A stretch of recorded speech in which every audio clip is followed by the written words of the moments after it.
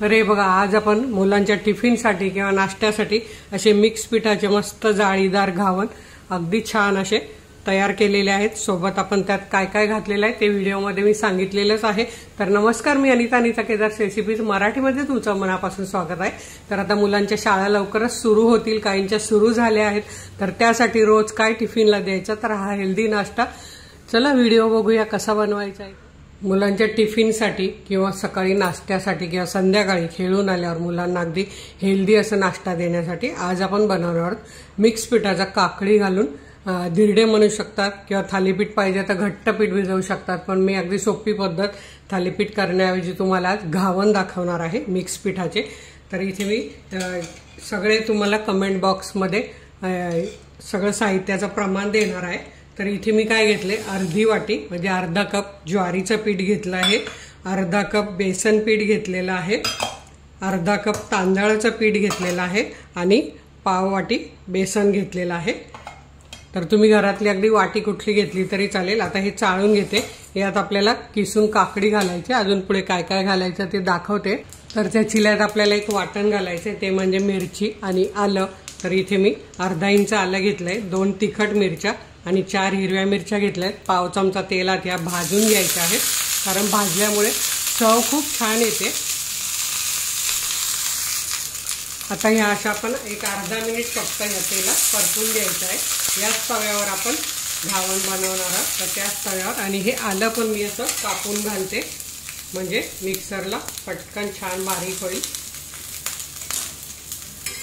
आणि तुम्ही यात जिरे पण घालू शकतात, पण माझ्याकडे भाजलेल्या जिऱ्याची पावडर आहे, त्यामुळे मी हे दोन्ही फक्त बारीक करून घेणार आहे। छान आहे बघा, हे मिरची आणि आलं भाजलेलं गेलंय, जास्त भाजायचं पण नाहीये, थोडेसे डाग पडेपर्यंत अगदी हलके ते पण। आता हे आपण काढून घेऊया आणि थंड करून मिक्सरला फिरवून घेऊया।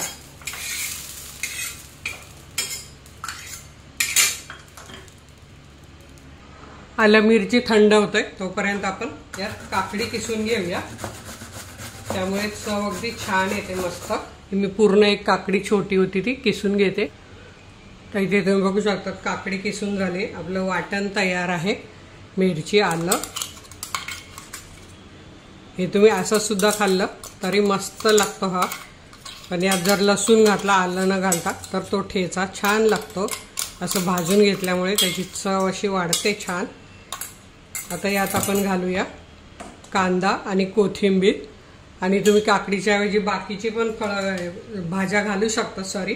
कोबी आहे, फ्लॉवर आहे, किंवा दुधी भोपळा, लाल भोपळा, अशा बऱ्याच भाज्या आहेत त्या तुम्ही घालू शकतात। जिऱ्याची पावडर घालून घेऊया अर्धा चमचा। तर यात आपण घालूया लाल मिरची पावडर, एक पाव चमचाच घेतली कारण तिखट आहे। हळद घालूया अर्धा छोटा चमचा। आणि आता हे आपण मिक्सरच्याच भांड्यात मी पाणी घेतलेलं आहे, थोडं पाणी घालत, कारण काकडीला, कांद्याला, कोथिंबीरीला पाणी सुटतं, तर असं थोडं पाणी घालत पीठ मिक्स करून घेऊया। कितपत मिक्स करायचं हे मी तुम्हाला दाखवते। अर्धी वाटी पाणी घातलेलं आहे, अजून अर्धी वाटी हे पाणी घालते, 1 वाटी पाणी मी घातलेलं आहे। आता हे छान एकत्र करून घेते। आणि आपलं एक राहिलंय ते म्हणजे साईडला मीठ राहून गेलं, ते मीठ आपण चवीप्रमाणे घालायचं आहे। अगदी 1 छोटा चमचा मीठ घातलेला आहे। आणि आता हे छान मी मिक्स करून घेते, याच्या गुठळ्या वगैरे सगळ्या काढून घ्यायच्या।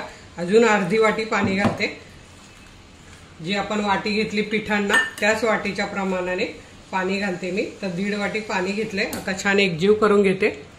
आता या घावण्याला छान जाळी सुटावी म्हणून आपण 1-2 चिमूट खायचा सोडा घालतो आहोत। आणि आता हे मिक्स करून घेऊया छानपैकी। आणि लगेच इकडे तवा तापत ठेवलाय, त्याला तेल लावून घेऊया आणि घावणं घालायला सुरुवात करूया। आणि हे बघा पीठ कसं झालंय ते मी तुम्हाला दाखवते।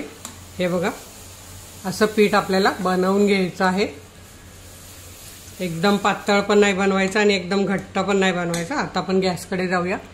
आता इथे मी तव्यावर बघा पाव चमचा तेल घालून घेतलेला आहे, तवा तापू द्यायचा आणि गॅस बारीक करायचा। तवा तापल्यावर आपला तवा तापलाय, गॅस बारीक केलाय।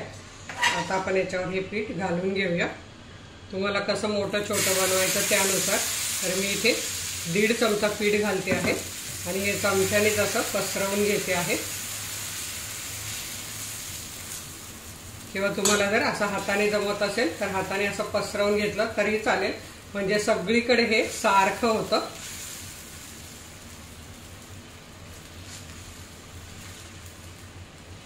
आणि आता यावर आपल्याला ठेवायचे झाकण आणि एक अर्धा मिनिट छान भाजून घ्यायचं आहे। गॅस मीडियम करायचा आहे। तर हे बघा मी झाकण ठेवते आणि अर्ध्या मिनिटाने दाखवते। आणि आता हे बघा मीडियम गॅसवर आपण एक अर्धा मिनिट ठेवलेलं, वरून बघा पूर्णपणे सुकलेलं आहे। तर यावर आपल्याला काय करायचंय, थोडंसं तेल लावून घ्यायचं आहे आणि बघा मस्त हे लोखंडी तव्यावर खरपूस भाजलं जातं आणि हे बघा लगेच सुटतं आहे। आता आपण हे पलटी करून घेऊया।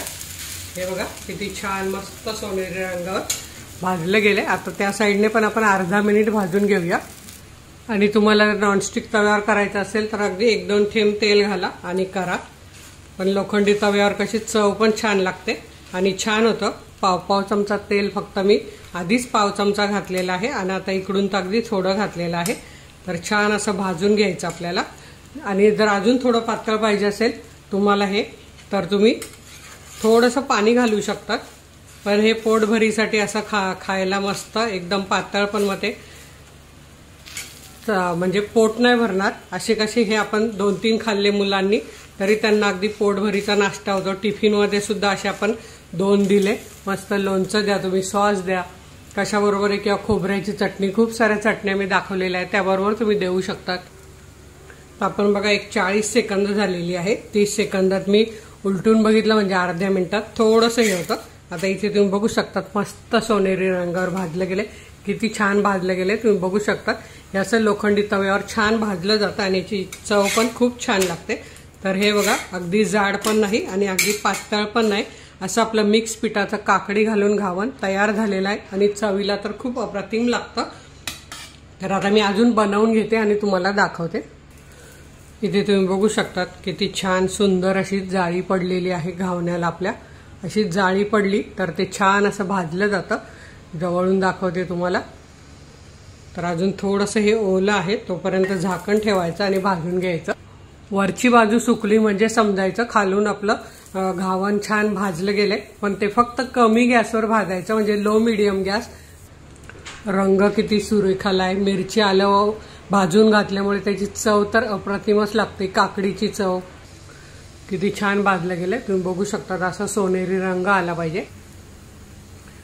तर इथे तुम्ही बघू शकतात मऊसूद असे आपले मस्त जाळीदार मिक्स पिठाचे घावन तयार आहे। सोबत दही द्या, सॉस द्या किंवा लोणचं द्या, जे मुलांना आवडेल ते द्या, किंवा मोठ्यांनी सुद्धा अगदी असा हा हेल्दी नाश्ता नक्की करून बघा। व्हिडिओला लाईक करा आणि आपल्या मित्रमैत्रिणींना शेअर करायला विसरू नका। तर वेळात वेळ काढून व्हिडिओ बघितल्याबद्दल तुमचे मनापासून धन्यवाद। अशाच माझ्या छान छान रेसिपी बघा, बनवा, खा आणि हेल्दी राहा। धन्यवाद।